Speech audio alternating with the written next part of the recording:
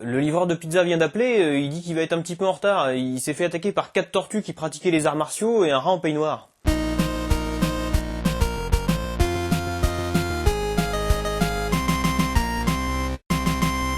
Salut à vous pauvres mortels, si on se retrouve aujourd'hui, c'est parce qu'on va fêter un anniversaire. Est-ce que tu peux partir s'il te plaît ?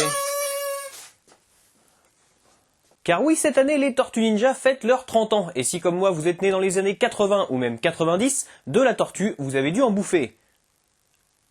Mais pas comme ça normalement. Et oui, vous ne le saviez peut-être pas, mais... Non, attendez, s'il vous plaît, un petit peu de respect pour vos camarades qui vivent dans l'ignorance, hein. À l'origine, les Tortues Ninja sont des personnages de comic book. À la fin de l'année 1983, Kevin Eastman et Peter Laird créent les Teenage Mutant Ninja Turtles, comprenez par là les Tortues Ninja mutantes et adolescentes, mais au départ, tout cela n'est qu'une blague. En effet, peu de temps après avoir fondé Mirage Studio, nommé ainsi parce qu'il n'existe pas vraiment, Eastman et Laird ont l'idée, lors d'une soirée d'ennui, de dessiner des tortues portant des masques et des armes traditionnelles japonaises. Très amusés par leur concept, et après avoir nommé les tortues d'après de célèbres artistes de la Renaissance, ils en font une histoire de 40 pages, tirée à 3000 exemplaires, persuadés qu'une bonne partie leur restera sur les bras. Seulement, les 3000 copies seront vendues en un mois et les distributeurs demanderont au petit éditeur qu'est Mirage Studio de réimprimer 6000 exemplaires qui seront eux aussi vendus en un temps record. Il faut savoir que les deux auteurs ont conçu leur histoire comme un one-shot et dès le début, tout est déjà là. Pour ceux qui ont passé les 30 dernières années prisonniers de la dimension X, voici un petit rappel. 4 petites tortues entrent en contact avec un étrange liquide mutagène qui leur donne une apparence humanoïde. Splinter, leur mentor, qui lui est un rat humanoïde, décide de leur enseigner l'art du ninjutsu afin de combattre Shredder, chef du clan des Foot, responsable de la mort de Hamato Yoshi, le maître japonais de Splinter.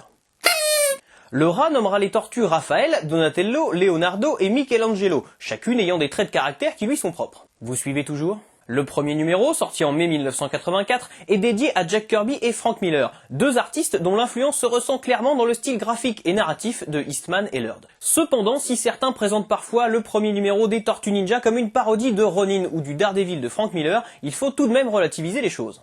À ses débuts, Teenage Mutant Ninja Turtles n'est en aucun cas une série humoristique, et le côté parodique vient avant tout du décalage entre son univers sombre et violent et les personnages décalés qui y évoluent. Pour ce qui est de l'influence de Jack Kirby, il suffit de tourner les 3 premières pages pour qu'elles sautent aux yeux. Eastman et Laird appliquent à de nombreuses reprises la technique de la splash page telle que l'utilisait le roi des comics.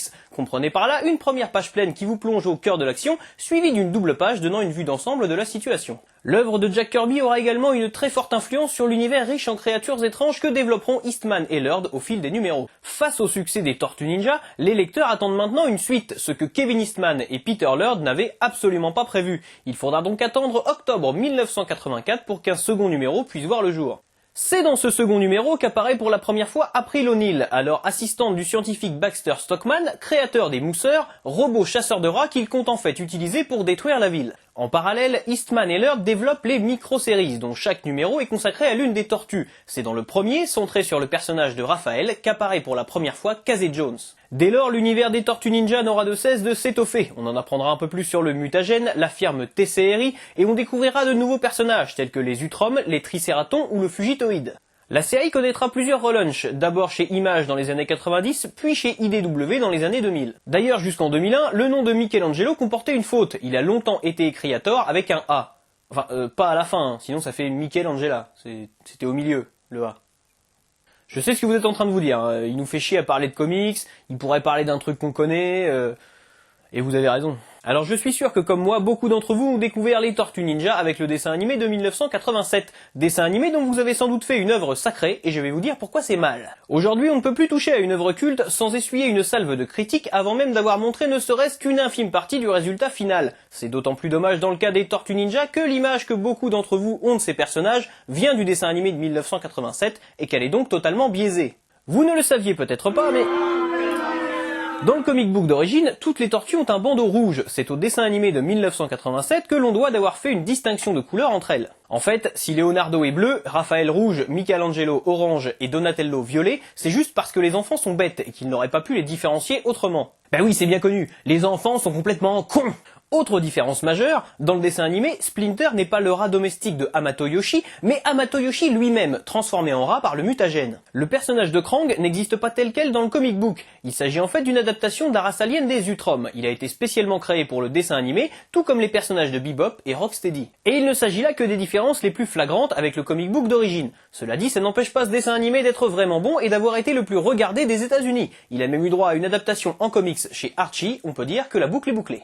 Les Tortues Ninja connaîtront deux autres adaptations en série animée, une en 2003 qui est beaucoup plus proche des comics et une en 2012 qui au contraire est plus proche du dessin animé de 1987. En 2009, à l'occasion de leur 25e anniversaire, sortira Turtles Forever, un long métrage d'animation dans lequel les tortues de la série de 1987 rencontrent celles de 2003. Mais nos Chevaliers d'Écaille ont aussi eu droit au grand écran, avec la sortie du premier film en 1990, qui reste pour moi l'une des meilleures adaptations de comics au cinéma. En effet, ce film est très fidèle au comic book, en se basant presque uniquement sur l'histoire du premier numéro et en ajoutant quelques éléments de la série animée pour ne pas perdre le spectateur, mais en restant malgré tout très mature. Ajoutez à ça des costumes hallucinants et des combats épiques chorégraphiés au millimètre et vous avez LE film des Tortues Ninja qui nous prouve qu'il n'y a pas besoin d'images de synthèse pour faire un bon film.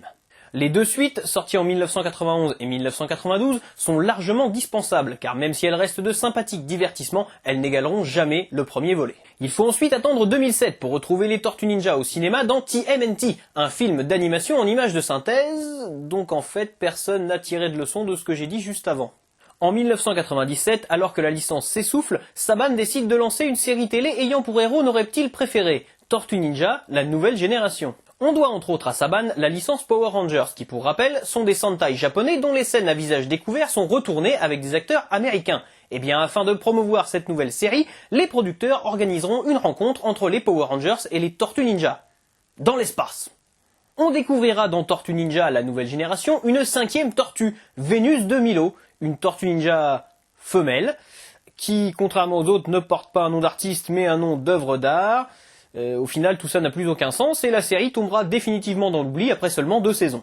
Une Tortue Ninja avec des nichons. C'est ça qui fait de Teenage Mutant Ninja Turtles une licence si intéressante. C'est qu'on peut crier au scandale parce que le dessin animé ne respecte pas le comic book, ou bien être fan du dessin animé et crier au scandale parce que le film en est trop éloigné alors qu'il est beaucoup plus proche du comic book d'origine. Pour faire simple, chaque nouvelle adaptation donne naissance à une nouvelle vision des personnages, ce qui est la preuve que quoi qu'on fasse, l'idée de base est géniale. Anecdote que je dois à l'excellent Matt de la sélection comics, si les proportions étaient respectées, les Tortues Ninja auraient un sexe tellement énorme qu'elles ne pourraient pas se battre comme elles le font. Merci Matt. Il y a beaucoup d'autres choses dont j'aurais voulu parler à propos des Tortues Ninja. Malheureusement, résumer 30 ans d'histoire en quelques minutes n'est pas chose aisée. J'espère seulement avoir éveillé votre curiosité quant à ces héros atypiques qui sont maintenant indissociables de la pop culture. Voilà, jusqu'à la prochaine fois. Je compte sur vous pour avoir de saines lectures. Si cette vidéo vous a plu, n'hésitez pas à la partager sur les réseaux sociaux. Si cette vidéo vous a pas plu, n'hésitez pas à la partager sur les réseaux sociaux. Vous pouvez maintenant retrouver l'émission sur Facebook. Et n'oubliez pas de vous abonner à la chaîne pour ne pas rater la prochaine.